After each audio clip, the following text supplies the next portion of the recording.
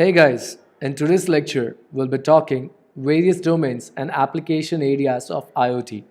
In previous lectures, we did see what is the formal definition as well as importance of IoT. So let us see today what are the application areas.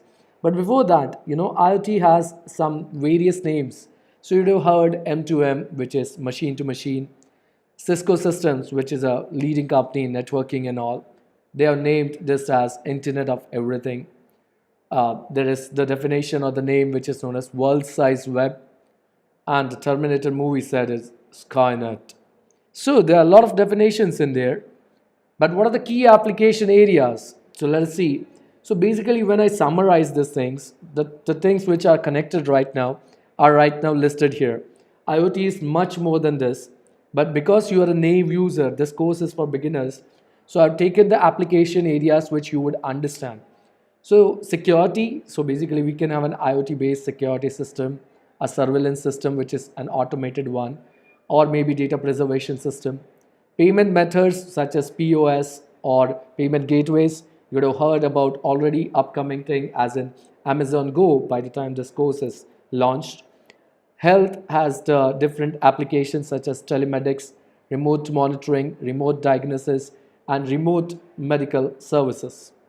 Then there are metering services for resources such as energy.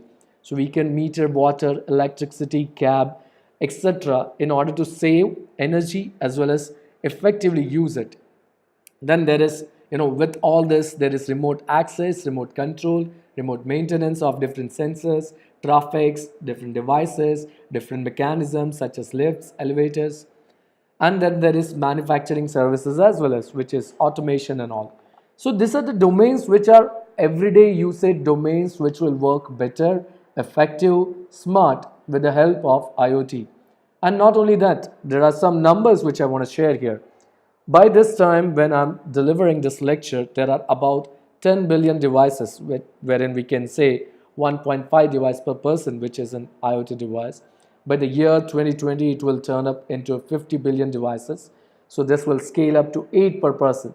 So your cars, your medical, your every other thing which you're using right now would be connected with IoT. Having said that, this becomes very important that you understand how it works. So better effectively you can manage as well as use the same.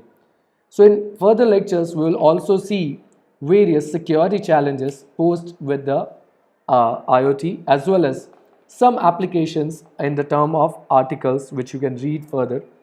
So thank you for turning up today. See you in the next lecture.